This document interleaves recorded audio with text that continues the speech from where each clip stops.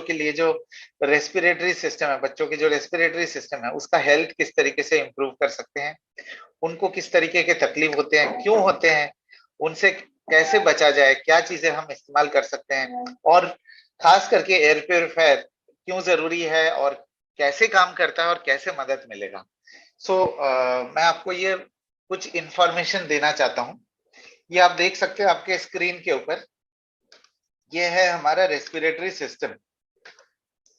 Respiratory system के दो हिस्से होते हैं, एक है रेस्पिरेटरी पाइप जो हमारे नाक से शुरू होता है और लंग्स तक जाके खत्म होता है, दूसरा है लंग्स। तो ये दोनों मिला के जो है हमारा रेस्पिरेटरी सिस्टम कंप्लीट होता है, और ये हमारे शरीर का सबसे अहम और सबसे बड़ा ऑर्गन है। जैसे बाकी हार्ट है, लिवर है, किडनी है, गॉल ब्लैडर है, वगैरह वगैरह, बट लंग्स जो है हमारे शरीर का सबसे बड़ा ऑर्गन है और सबसे वाइटल और सबसे क्रूशियल भी है। ऐसा क्यों? बिकॉज 11,000 लीटर हवा, 11,000 लीटर हवा हर रोज हमारे रेस्पिरेटरी सिस्टम से गुजरते हैं, मतलब हमारे लंग्स में से गुजरते हैं। ये एक बहुत बड़ा ट्रांजैक्शन है। इसे मैं ट्रांजैक्शन इसलिए कह रहा हूँ क्योंकि ये लेन देन की बात, लेन देन है। हम जैसे पानी पी लेते हैं, पानी को कंज्यूम करते हैं, राइट, और खाना कंज्यूम करते हैं, लेकिन हवा के लिए हम बिल्कुल ही इग्नोरेंट है। और ये ट्रांजैक्शन इसलिए है बिकॉज हम एयर को इनहेल करते हैं, जिस हवा में हम सांस लेते हैं हवा को पूरी तरीके से इनहेल करते हैं, और हम अपने शरीर से कार्बन डाइऑक्साइड निकाल के वापस रिलीज कर देते हैं। ये है प्रोसेस। तो इसलिए मैं इसको ट्रांजैक्शन बता रहा हूँ कि हम हवा को लेते हैं और कार्बन डाइऑक्साइड छोड़ देते हैं। सो बच्चे बच्चों को जो है रेस्पिरेटरी सिम्टम ज्यादा क्यों है? सबसे पहली बात तो मैं 3-4 फैक्ट आपको बताना चाहता हूँ, 3-4 चीजें बताना चाहता हूँ जो आई होप आप लोग सब एग्री करेंगे, आप लोग सब मानेंगे। यहाँ पे हो सकता है कई शहरों से लोग मुझे सुन रहे हैं। मैं 3-4 पॉइंट आपको बताना चाहता हूँ। सबसे पहला पॉइंट कि रेस्पिरेटरी डिजीजेस, ये जैसे साइनस है, थ्रोट इन्फेक्शन है, मॉर्निंग एलर्जी है, सीजनल फ्लू, सर्दी जुकाम, गले में खराश, एस्थमा, एलर्जी वगैरह वगैरह, इन चीजों में बढ़ोतरी हो रही है। और ऐसा कोई शहर या ऐसा कोई घर नहीं है जहां पे ये रेस्पिरेटरी सिम्टम्स आपको नहीं मिलेंगे। मतलब हर शहर में, हर घर में आपको कोई ना कोई ऐसे मिलेंगे जिनको ये रेस्पिरेटरी सिम्टम्स होंगे, किसी ना किसी तरीके से रेस्पिरेटरी सिम्टम्स होंगे। हो सकता है एक हो सकता है दो हो, ये मैटर नहीं करता। मैटर ये करता है कि आज कोई भी शहर इंडिया का नहीं बचा हुआ है जहां पे आपको लोग ऐसे नहीं मिलेंगे, कोई ना कोई, जिनको रेस्पिरेटरी सिम्टम्स नहीं होंगे। कई लोग मुझे ये कहते हैं कि देखो हम तो हिमाचल में रहते हैं, हमारे चारों तरफ ग्रीनरी है, हम तो उत्तराखंड में रहते हैं, हमारे चारों तरफ हरियाली है, हमारे शहर में तो पोल्यूशन नहीं है, हमें एयर प्योरीफायर की क्या जरूरत है। लेकिन मैं आपको ये बताना चाहता हूँ कि ये मैटर नहीं करता है कि आपके शहर की पोल्यूशन लेवल क्या है, ये भी मैटर नहीं करता है कि आपके चारों तरफ किस तरीके की हरियाली है, बल्कि ये मैटर करता है कि आपके घर में किसी न किसी को ये रेस्पिरेटरी सिम्टम्स है या नहीं है। अगर ये रेस्पिरेटरी सिम्टम्स है तो हमें इसके बारे में चिंता करने की जरूरत है। क्यों? बिकॉज एक तो अब हर घर में ये रेस्पिरेटरी सिम्टम्स होने लगे हैं। दूसरी बात, ये जितने भी रेस्पिरेटरी सिम्टम्स है ये धीरे धीरे बढ़ रहे हैं, मतलब साल दर साल, दिन ब दिन ये बढ़ते जा रहे हैं, इनकी फ्रीक्वेंसी बढ़ रही है। नंबर ऑफ लोग, नंबर ऑफ पीपल जो अफेक्टेड है इन सिम्टम्स से, वो भी उसका भी काउंट इंक्रीज हो रहा है। और तीसरी सबसे जरूरी बात जिसके बारे में आज हम डिस्कस करेंगे, इसमें बच्चे और बुजुर्ग जो है सबसे ज्यादा अफेक्टेड है। और चौथी बात कि ऐसी रेस्पिरेटरी सिम्टम्स के लिए हम हमें डॉक्टर का सहारा लेना पड़ता है, और डॉक्टर्स हमें सिंथेटिक, एलोपैथिक और केमिकल बेस्ड मेडिसिन देते हैं जिससे टेम्पररी रिलीफ तो मिलता है, लेकिन उसके लॉन्ग टर्म साइड इफेक्ट्स होते हैं। तो आज हम खास करके ये देखेंगे, आपको मैंने एक बैकग्राउंड दिया कि एयर प्योरीफायर आज की डेट में हर घर में जरूरी है। क्यों जरूरी है? बिकॉज ऐसा कोई घर नहीं है आपको जहां पे ये रेस्पिरेटरी डिजीजेस नहीं मिलेंगे। कैसे काम करेगा, क्या काम करेगा, वो मैं डिटेल में आपको बताऊंगा, बट इतना मैं अभी आपको बताना चाहता हूँ कि ये अगर रेस्पिरेटरी सिम्टम्स को हम इग्नोर करते हैं, ये रेस्पिरेटरी डिजीजेस को, जो श्वास श्वास से रिलेटेड बीमारी है, इनको हम इग्नोर करते हैं, तो ये धीरे धीरे कॉम्प्लिकेट होता जाएगा, धीरे धीरे ये बढ़ते जाएंगे। तो हमारे लिए और हमारे पूरे परिवार के लिए बहुत ज्यादा दर्दनाक हो सकता है। और सबसे जरूरी बात, बच्चे, जिसके लिए आज हम डिस्कस करेंगे खास करके।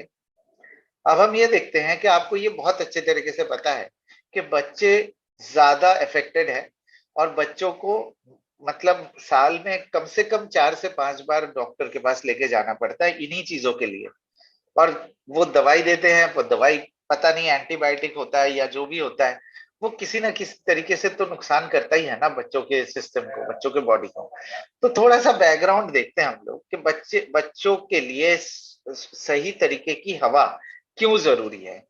आप एक बात सोचिए, आप लोग सब, जब बच्चे पैदा होते हैं हम हर एक चीज का ध्यान रखते हैं, खास करके साबुन, तेल, शैम्पू, पाउडर, कपड़े, हर एक चीज का ध्यान पूरे तरीके से ध्यान रखते हैं। हम अपने साबुन बच्चों में इस्तेमाल नहीं करते। क्यों नहीं करते? बिकॉज बच्चों के स्किन जो है नाजुक है, सेंसिटिव है। और अगर हम अपने साबुन बच्चों में इस्तेमाल करें तो हो सकता है स्किन में रैशेस हो जाए, स्किन में इन्फेक्शन हो जाए। इस तरीके से हम बच्चों के लिए, खास करके जो बच्चों के हैं, जो सेंसिटिव स्किन के लिए सूटेबल है, उस तरीके के सामान लेके आते हैं। सेम शैम्पू, तेल वगैरह वगैरह। आप जरा ये सोचिए कि जब बच्चे पैदा होते हैं, जो दाल रोटी सब्जी हम खाते हैं, क्या हम वो पहले दिन बच्चों को खिला देंगे? नहीं खिलाएंगे ना, कभी भी नहीं खिलाएंगे। बल्कि जाके 6 महीने 8 महीने के बाद जाके धीरे धीरे उबाल के थोड़ा थोड़ा करके खिलाना शुरू करते हैं। हम क्यों नहीं खिलाते बच्चों को पहले दिन? वो इसलिए, चूंकि अगर हमने दाल सब्जी रोटी हमारे वो खिला दिए, तो हो सकता है बच्चों का जो डाइजेस्टिव सिस्टम है परमानेंटली डैमेज हो जाए, है ना। तो वो पूरे तरीके से डेवलप नहीं हुआ होता है, उसको डेवलप होने में भी टाइम लगता है। 6 8 महीने 9 महीने के बाद धीरे धीरे वो डेवलप होता है, और हल्का हल्का करके हम खाना खिलाते हैं। पर ये जानते हैं हम, और कभी भी ऐसा चीज हम नहीं करेंगे। लेकिन जो 11,000 लीटर हवा, हमने उसको क्यों छोड़ दिया है? जब बच्चे पैदा होते हैं, उस सेकंड, उस क्षण से लेके हर रोज 11,000 लीटर पोल्यूटेड हवा बच्चों के रेस्पिरेटरी सिस्टम को हिला देता है। 11,000 लीटर पोल्यूटेड हवा एक न्यूबॉर्न बेबी के लिए क्या नुकसान कर सकता है, आप सोच भी नहीं सकते। थोड़ा सा विजुअलाइज करके देखिए। अगर हमने न्यूबॉर्न बेबी को, नवजात शिशु को, हमने दाल रोटी सब्जी खिला दिया, या दाल खिला दिया, या बटर चिकन खिला दिया, या कोई भी चीज खिला दिया, तो क्या होगा? डाइजेस्टिव सिस्टम को क्या होगा? मतलब बच्चे बहुत बुरे तरीके से बीमार पड़ जाएंगे, और हो सकता है डॉक्टर को वैक्यूम क्लीनर के साथ वो सारी चीजें निकालने पड़े। मतलब बच्चों को काफी नुकसान हो सकता है। लेकिन जो 11,000 लीटर हवा हर रोज बच्चों के रेस्पिरेटरी सिस्टम को जाके अटैक करता है, बमबारी करता है, और धुआंधार कर देता है, बच्चों के रेस्पिरेटरी सिस्टम को हिला देता है, उसके लिए हम बिल्कुल भी चिंतित नहीं है, हमने कभी सोचा भी नहीं। और यही है कारण जो हमें इस चीज की कीमत चुकानी पड़ रही है। आप खुद सोचिए, 11,000 लीटर हवा रेस्पिरेटरी सिस्टम को तो अफेक्ट करता ही करता है, लेकिन उसके साथ साथ चूंकि हवा बहुत क्रूशियल है, सबसे ज्यादा क्रूशियल है, सबसे ज्यादा वाइटल है हमारे शरीर के लिए, वो बाकी बॉडी पार्ट्स को भी असर कर सकता है इनडायरेक्टली। उसके बारे में आज हम डिस्कस नहीं करेंगे। लेकिन हम आज डिस्कस करेंगे रेस्पिरेटरी सिस्टम के बारे में, कि रेस्पिरेटरी सिस्टम को किस तरीके से असर करता है। बट चूंकि ये सबसे वाइटल इंग्रेडिएंट है, और हवा जो है, हवा से लंग्स हमारा जो है ऑक्सीजन तैयार करता है, और वो ऑक्सीजन बॉडी के हर हिस्से में पहुंचाने की जिम्मेदारी होती है लंग्स की, या ब्लड की हमारे। सो वो ये जो सिस्टम है वो डायरेक्टली इनडायरेक्टली हर एक चीज को अफेक्ट करता है। क्योंकि अगर लंग्स के अंदर इम्प्योरिटीज पहुंच जाते हैं, तो लंग्स से वो ब्लड स्ट्रीम में चली जाती है। सो ब्लड स्ट्रीम से वो सेल तक पहुंच जाते हैं, और सेल तक पहुंच के वो, आपको पता है एक शब्द, आपको मालूम होगा, चूंकि आप लोग अगर वेस्टीज वेलनेस सिंपोजियम अटेंड करते हैं, एक शब्द है फ्री रेडिकल्स। तो ये सेल तक पहुंच के, ये जो भी इम्प्यूरिटीज जो सांसों के जरिए हम लेते हैं, वो जाके फ्री रेडिकल्स पैदा करते हैं। और ये फ्री रेडिकल्स होते हैं बीमारी का सबसे पहला जड़।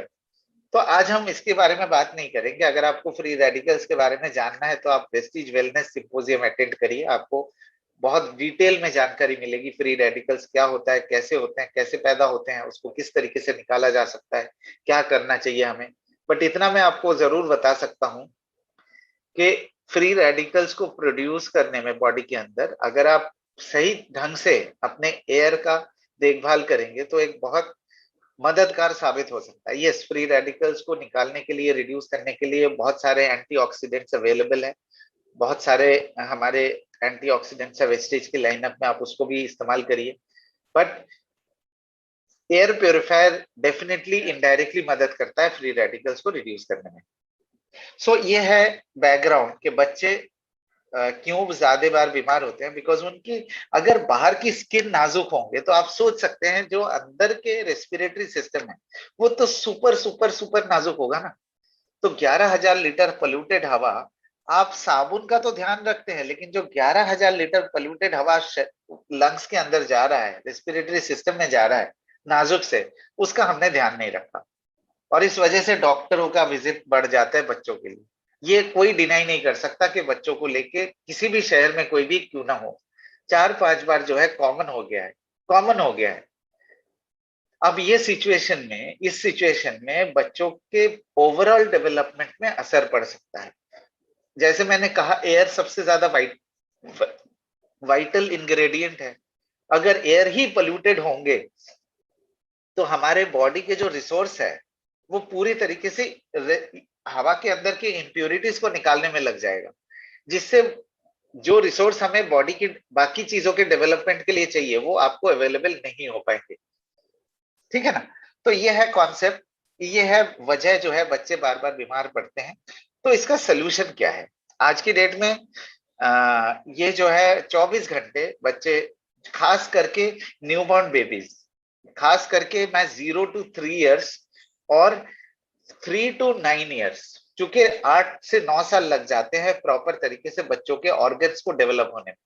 और जब तक ऑर्गन्स डेवलप नहीं होते तब तक बच्चों के लिए साफ हवा एक बहुत बड़ी जरूरत हो सकती है, बहुत बड़ी जरूरत है। ठीक है ना, 0 to 3 years के लिए, बिकॉज उस समय तो बहुत ज्यादा नाजुक है, वहां तो चाहिए ही चाहिए। और 3 से लेके 9 साल जब बॉडी के बाकी पार्ट्स डेवलप हो रहे हैं उस समय भी एयर प्योरीफायर एक बहुत बड़ा भूमिका निभाती है। अब क्या है कि अब हम ये देखेंगे कि एयर प्योरीफायर किस तरीके से मदद करता है, मतलब बच्चों को कैसे मदद करेगा। मतलब ठीक है, मैं समझ गया कि अभी खराब पोल्यूटेड एयर 11,000 लीटर बच्चों के सेहत को बहुत ज्यादा नुकसान करता है, लेकिन एयर प्योरीफायर क्या काम करेगा, कैसे काम करेगा? चूंकि कई लोगों का ये मानना होता है कि हम घर में तो लगा लेंगे, बाहर जाएंगे क्या करेंगे। कई लोगों का ये भी मानना होता है कि बच्चों को अगर साफ हवा में रखेंगे तो उनकी इम्यूनिटी वीक हो जाएगी, बच्चों को अच्छी हवा की आदत पड़ जाएगी, बाहर जाते ही बीमार पड़ जाएंगे।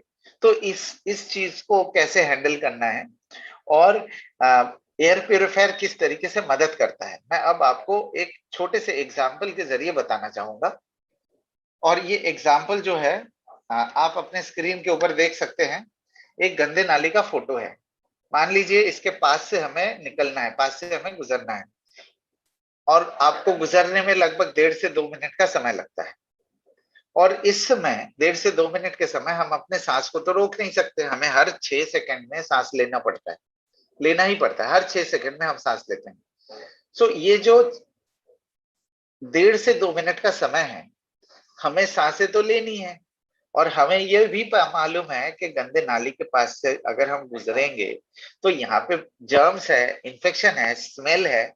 तो हम क्या करते हैं, हम इमीडिएटली जेब में से रुमाल निकालते हैं और नाक और मुंह को ढक लेते हैं। ऐसा क्यों करते हैं? कभी आपने सोचा कि ऐसा हम क्यों करते हैं? ऐसा इसलिए करते हैं ताकि हम गंदगी को जीरो नहीं कर सकते, गंदगी को पूरे तरीके से खत्म नहीं कर सकते। वो तो हमारे श्वास नाली से हमारे रेस्पिरेटरी सिस्टम में जाएगा ही जाएगा, लेकिन नाक और मुंह को रुमाल से ढक के हम उस गंदगी को कम से कम करने की कोशिश करते हैं। मैं समझा पाया आपको? ये बहुत क्रूशियल है। ये बहुत वाइटल है, आप इस कॉन्सेप्ट को समझ लीजिए कि नाक और मुंह को ढक के हम गंदगी को कम से कम करने की कोशिश करते हैं। जीरो नहीं कर सकते और पूरी तरीके से ऐसे छोड़ भी नहीं सकते कि चलो सांस लेते रहें।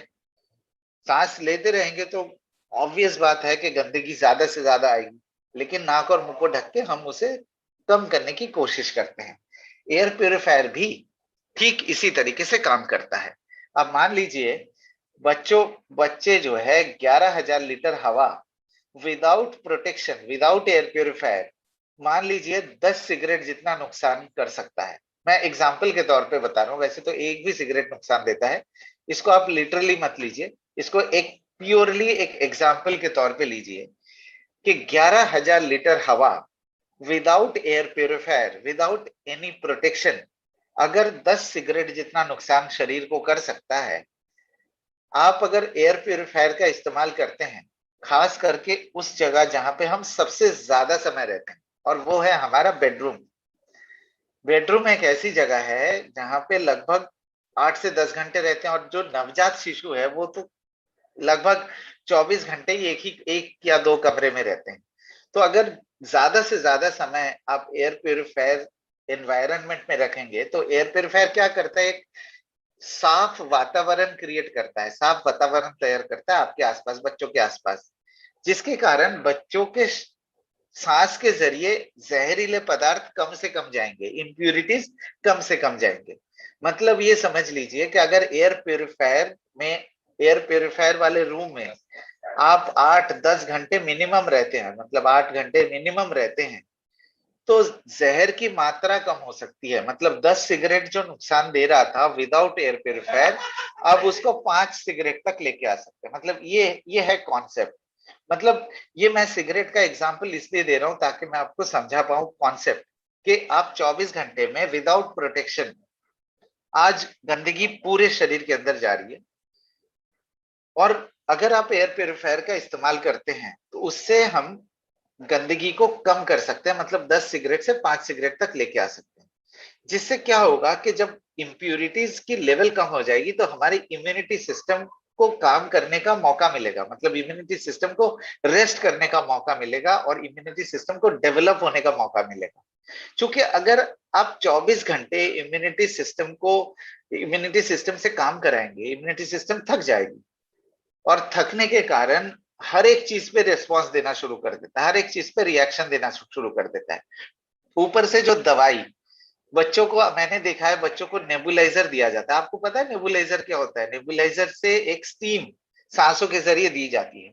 मतलब आप सोचिए, वैसे ही बच्चों का जो रेस्पिरेटरी सिस्टम है वो नाजुक है, ऊपर से बच्चों को केमिकल दवाई जो सांस के जरिए लंग्स तक पहुंचाए जा रहे हैं, दवाई, केमिकल दवाई, वो पूरी की पूरी दवाई रेस्पिरेटरी सिस्टम को डैमेज कर सकता है, क्योंकि वो केमिकल है ना, वो तो सिंथेटिक है। वो आप सोचिए, एक दवाई को आप सांस के जरिए बच्चों के दे रहे हैं तो पूरे पूरे रेस्पिरेटरी सिस्टम को, रेस्पिरेटरी ट्रैक्ट को, श्वास नाली को डैमेज पहुंचा, नाजुक बना सकता है। वो क्या है, नाजुक बन जाते हैं, वो फिर किसी भी चीज पे रिस्पॉन्ड करते हैं, किसी भी चीज पे रिएक्ट करते हैं, क्योंकि वो हेल्दी नहीं है। जितना आप दवाई पे भरोसा करेंगे बच्चों के लिए रेस्पिरेटरी सिम्टम्स को रिड्यूस करने में, उतना ही कमजोर होता जाएगा रेस्पिरेटरी पाइप। लेकिन अगर आप एयर प्योरीफायर का इस्तेमाल करते हैं और एक बेहतर वातावरण क्रिएट करते हैं चारों तरफ, तो इम्प्यूरिटीज की लेवल कम हो जाएंगी, जिससे रेस्पिरेटरी इन्फेक्शंस कम होंगे, रेस्पिरेटरी हेल्थ बेहतर करने में मदद करेगा। अब मैं आपको एक क्या है, ये जो क्लिनिकल ट्रायल का मतलब होता है कि जो एक्चुअल पेशेंट्स के ऊपर किए गए ट्रायल्स हैं।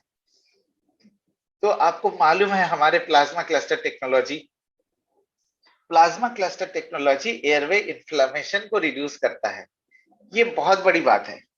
मतलब आप ये समझ लीजिए कि दुनिया भर में, इंडिया की तो छोड़ दीजिए, दुनिया भर में ऐसा कोई प्यूरिफायर नहीं है, एयर प्यूरिफायर नहीं है जो इस तरीके से फायदा दे सकता है। मतलब plasma cluster ion technology, plasma cluster ions जो हवा में फैलते हैं, पूरे कमरे में जब फैलते हैं, तो जब हम सांस के जरिए प्लाज्मा क्लस्टर आयंस हम इनहेल करते हैं, तो ये हमारे रेस्पिरेटरी पाइप को, श्वास नाली को रिपेयर करने में मदद करता है।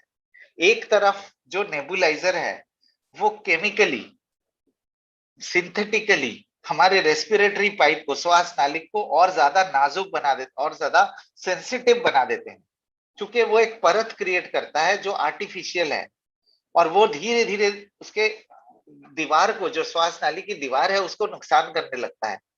लेकिन दूसरी तरफ एक हमारा प्लाज्मा क्लस्टर टेक्नोलॉजी है जो नेचुरली, ये एक ऐसा होगा कि जैसे आप अपने बच्चों को, मतलब एक बेहतरीन वादियों में आप सांस ले रहे हैं, मतलब उस तरीके का वातावरण क्रिएट करता है जिससे जिससे बच्चों को साफ हवा लेने में मदद मिलेगा, और बच्चों का जो रेस्पिरेटरी पाइप है वो बेहतर तरीके से डेवलप हो पाएगा। वैसे नहीं, जैसे कि आप देखिए, अगर आप पैरेलल देखेंगे, मतलब एक बच्चा ऐसा है जिनको जिनको प्रोटेक्शन नहीं दिया गया, जिनको एयर प्योरीफायर इस्तेमाल नहीं किए जा रहे हैं, और बार बार बीमार पड़ रहे हैं डॉक्टर के दवाई से, और डॉक्टर के दवाई से ये दवाई लेना पड़ता है, नेबुलाइजर लेना पड़ता है, जिसके कारण जो रेस्पिरेटरी पाइप को नुकसान हो रहा है, रेस्पिरेटरी पाइप और ज्यादा सेंसिटिव हो रहा है। और दूसरी तरफ एक दूसरा बेबी जो, जिनको एयर प्योरीफायर एनवायरनमेंट में रखा जा रहा है, जिनको बेहतर हवा में सांस ले पा रहे हैं, जिनकी इम्यूनिटी को डेवलप होने में समय मिल रहा है, इम्यूनिटी प्रॉपर तरीके से डेवलप हो रहा है, इम्यूनिटी स्ट्रांग हो रहा है, उनका रेस्पिरेटरी पाइप और बेहतर तरीके से डेवलप होगा, क्योंकि उनको तो किसी तरीके की डर नहीं, उसको किसी तरीके का अटैक नहीं हो रहा है, ना कि दवाई का अटैक, ना कि इम्प्योरिटीज का अटैक। उम्मीद करता हूं मैं आपको ये कॉन्सेप्ट समझा पाया कि एयर प्योरीफायर हमारा इस तरीके से मदद करता है। उसके साथ साथ एक और मैं सर्टिफिकेट दिखाना चाहूंगा आपको। ये तो है ही है, मतलब ये, इससे आपको ये पता चल रहा है कि हमारा जो एयर प्योरीफायर है वो श्वास नाली को रिपेयर करने में और उसको उसको बेहतर बनाने में, बेहतर तरीके से तैयार करने में मदद करता है। ये बहुत बड़ी बात है, क्योंकि अगर श्वास नाली आपकी नाजुक हो जाएगी, सेंसिटिव हो जाएगी, तो पूरी पूरी लाइफ जो है वो प्रॉब्लम क्रिएट कर सकता है। लेकिन बचपन से ही अगर आप बेहतर एनवायरनमेंट में रहेंगे, बेहतर वातावरण में रहेंगे, एयर प्योरीफायर का इस्तेमाल करके, सो एक आप रेस्पिरेटरी हेल्थ को बेहतर बना सकते हैं। तो इसके साथ साथ आप देखिए, ये एलर्जी यूके, ये एक ऐसी संस्था है जो एस्थमा एलर्जी के ऊपर रिसर्च करते हैं, और खास करके उन प्रोडक्ट्स पे जो without medication naturally asthma allergy, bronchitis वगैरह वगैरह को कम कर सकते हैं। तो उन्होंने एस्थमा एलर्जी यूके ने हमारे प्रोडक्ट को टेस्ट करके सील ऑफ अप्रूवल सर्टिफिकेट दिया। इसका मतलब ये है कि जिनको ये रेस्पिरेटरी सिम्टम्स है, अगर आप, खास करके बच्चे हो या बुजुर्ग हो या किसी भी एज ग्रुप के हो, खास करके बच्चों को, अगर आप बच्चों के कमरे में एयर प्योरीफायर का इस्तेमाल करना शुरू करते हैं आज से, 10 से 15 दिन के अंदर अंदर आपको महसूस होगा कि हाँ, बच्चों की ब्रीदिंग बेहतर हो रही है। सबसे ज्यादा बच्चों के प्रॉब्लम कहाँ होते हैं मैं बताऊं आपको? नाक बंद होने का एहसास होता है। हर बच्चों को आपने देखा होगा नाक बंद, बहुत सारे नाक से पानी निकलना, ये बहुत कॉमन सी सिम्टम्स है। नाक से पानी निकल रहा है, नाक से पानी बह रहा है, और नाक बंद होने का एहसास है, ये बहुत बहुत कॉमन सिम्टम्स है, जिससे ये मालूम चलता है कि हमारा रेस्पिरेटरी इम्यूनिटी मेहनत कर रहा है। लेकिन बच्चे जब नाक बंद होते हैं तो मुंह से सांस लेने लगते हैं, जब मुंह से सांस लेते हैं तो वो गंदगी जो नाक रोकने की कोशिश कर रहा था वो फिर गले में चली जाती है, और फिर वो गले से धीरे धीरे नीचे चले जाते हैं। जैसे जैसे नीचे जाते रहते हैं, वैसे वैसे प्रॉब्लम और ज्यादा बढ़ते रहता है। तो एयर प्योरीफायर से आप इतना तो मदद कर पाएंगे कि कम से कम 8 से 10 घंटे, जब तक ना बच्चे स्कूल जाते हैं, वैसे तो आजकल ऑनलाइन ही क्लासेस हो रहे हैं तो बच्चे ज्यादातर समय तो घर में ही रहते हैं, राइट? सो ये बहुत बहुत बहुत जरूरी है कि बच्चों के रेस्पिरेटरी हेल्थ को इंप्रूव करने के लिए, बच्चों के ओवरऑल डेवलपमेंट को बेहतर बनाने के लिए आप एयर प्योरीफायर का अगर इस्तेमाल करते हैं, खास करके शार्प एयर प्योरीफायर का, आप एक बेहतर रेस्पिरेटरी सिस्टम बच्चों को गिफ्ट कर सकते हैं। अगर आपको किसी भी बच्चों को गिफ्ट करना है, तो इससे बेहतर गिफ्ट नहीं हो सकता। आपका चॉइस है, आपके दो चॉइस है आपके पास अभी, या तो आप 11,000 लीटर पोल्यूटेड हवा का गिफ्ट दीजिए, या तो आप एयर प्योरीफायर की गिफ्ट दीजिए, जिससे बच्चों का हेल्थ और रेस्पिरेटरी हेल्थ बेहतर हो सकता है। ये दो चॉइस है आपके पास। इसके साथ मैं आज का प्रेजेंटेशन यहाँ पे खत्म कर रहा हूँ। आप अपने चॉइस बनाइए और आज एयर प्योरीफायर लेके आप अपने बच्चों के साथ साथ अपने फैमिली के हेल्थ को भी बेहतर बनाने में मदद करें। Thank you so much. अभी आपके अगर कोई सवाल होते हैं सो प्लीज आप अपने सवाल प्लीज पूछ सकते हैं। जी बिल्कुल, thank you so much sir.